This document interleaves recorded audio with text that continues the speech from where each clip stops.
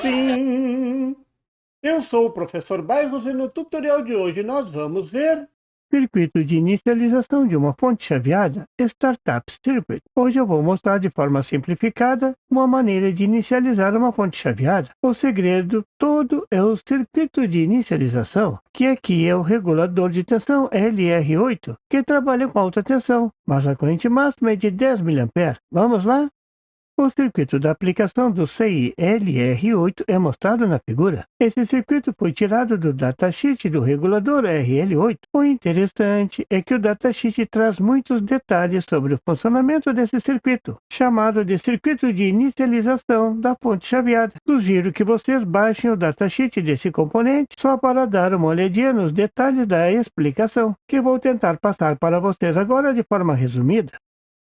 O CI-LR8 é, na verdade, uma simples fonte de alimentação linear que pode ser alimentada com alta tensão. Então, não é tão simples assim, não é mesmo? Veja no datasheet. Ela pode ser alimentada com até 450 volts e a saída pode ser ajustada de 1,2 volts a aproximadamente 440 volts. Ele se parece muito com um LM317. Bastam duas resistências para ajustar a tensão de saída e não importa a tensão de entrada. Então esse CI é que faz o milagre de permitir que você ligue uma fonte em 110 volts ou 220 volts, a famosa ligação bivolt, e tudo funcione perfeitamente.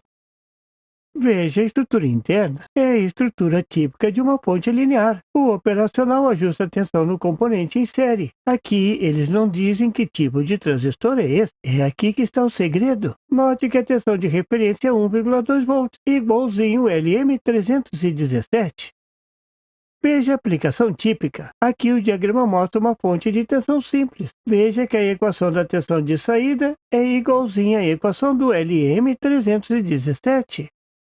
Nesse circuito tem um diodo ligando a saída e a entrada, um diodo reversamente polarizado. Aqui esse diodo é fundamental, já que as tensões são muito altas, e isso para que o capacitor de saída não se descarregue no circuito integrado. Quando esse for desligado, é para isso que existe o diodo. Se o capacitor se descarregar no circuito integrado, ele vai ser destruído com certeza.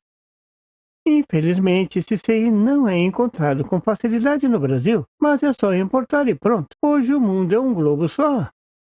Agora vamos ver como esse CI funciona em uma fonte chaveada. Essa da figura será usada como exemplo. Esse circuito está no datasheet do componente como exemplo de circuito de startup.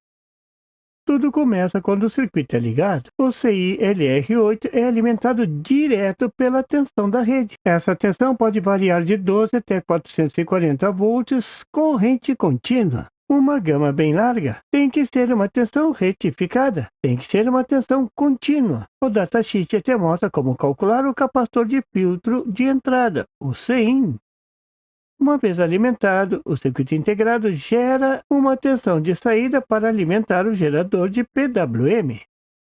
Essa é uma tensão baixa, menor do que a tensão de trabalho do PWM, a tensão VBOOT, mas é o suficiente para fazer o PWM entrar em operação e começar a gerar os pulsos para o gate do MOSFET, que começa a chavear a bobina principal do transformador.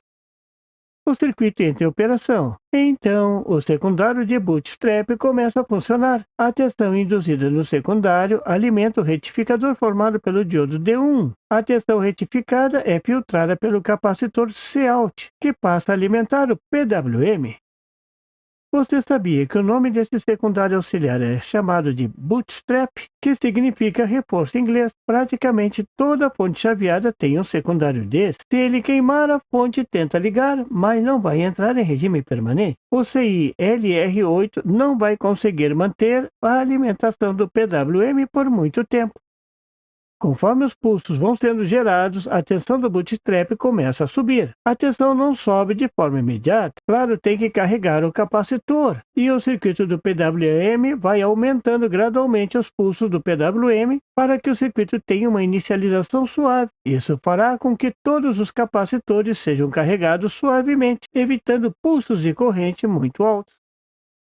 Quando a tensão do bootstrap alcança um valor acima da tensão de saída do LR8, o LR8 entra em modo de espera, desliga a saída. Para isso, esse CI tem internamente um circuito que fica monitorando a tensão de saída. Se a tensão subir, ele desliga a saída. Isso é importante para evitar que uma corrente comece a circular para dentro do CI, o que iria danificá-lo com certeza.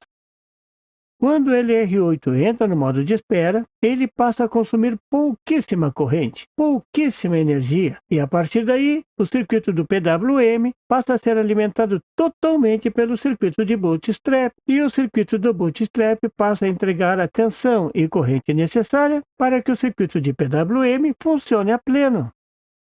Eu gosto de fazer uma analogia aqui. Vou fazer uma analogia desse circuito com o motor de um carro, com a partida do motor de um carro. A filosofia é exatamente a mesma, e analogias sempre ajudam a fixar os conceitos. Espero que vocês gostem dessa analogia malucada. Veja como funciona a partida, a inicialização do motor do carro. Quando você liga a chave, fecha o circuito para o solenoide do motor de partida, que junto com os contatos da base formam um relé. Os contatos alimentam o motor de partida. O solenoide energizado atrai o núcleo que tem duas funções. A primeira é fechar o contato do relé e ligar o motor de partida. O segundo é avançar o mecanismo que acopla o motor de partida a uma cremalheira que gira a roda, que gira todo o motor, os pistões e o alternador e tudo mais. Então o motor começa a girar por conta própria.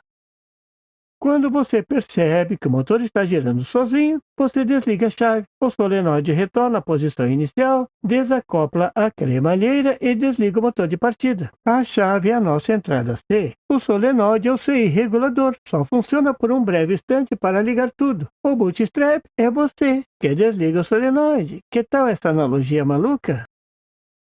Com uma entrada de 240 volts AC, a dissipação instantânea de energia no CI-LR8 pode atingir 3,4 watts, 340 volts corrente contínua, vezes 10 mA.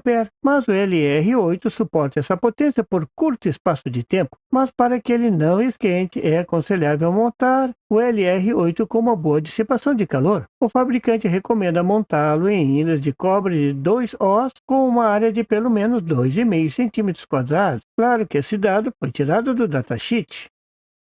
É claro que existem outras formas de implementar o circuito de inicialização usando componentes discretos, como Zener e transistor. Veja alguns exemplos sugeridos no datasheet do componente. Os circuitos com componentes discretos têm algumas desvantagens, como uma regulação de tensão pobre, não tem um limitador de corrente, nem de sobretemperatura, e não desligam quando a tensão do bootstrap alcança o valor de trabalho. Todas as desvantagens que o CI-LR8 não tem, mas tem a vantagem de ser fácil de implementar. Pelo menos os componentes você encontra ali na esquina. Vocês viram nesse tutorial uma visão rápida, lépida e rasteira de como uma ponte chaveada começa a funcionar, e foi apresentado ao regulador LR8, um regulador de alta tensão. E se você está tendo ideias, eu também. Então, em breve, mais aplicações com esse circuito, mas eu já mostrei como fazer uma ponte de alta tensão com ele. Está na descrição. Bom proveito! E por favor, se você não é inscrito, se inscreva! E marque o sininho para receber as notificações do canal. E não esqueça de deixar aquele like e compartilhar para dar uma força ao canal do Professor Bairros. E não tem site? Tem sim! É www.bairrospd.com. Lá você encontra o PDF e tutoriais sobre esse e outros assuntos da eletrônica. E fique atento ao canal do Professor Bairros para mais tutoriais sobre eletrônica. Até lá!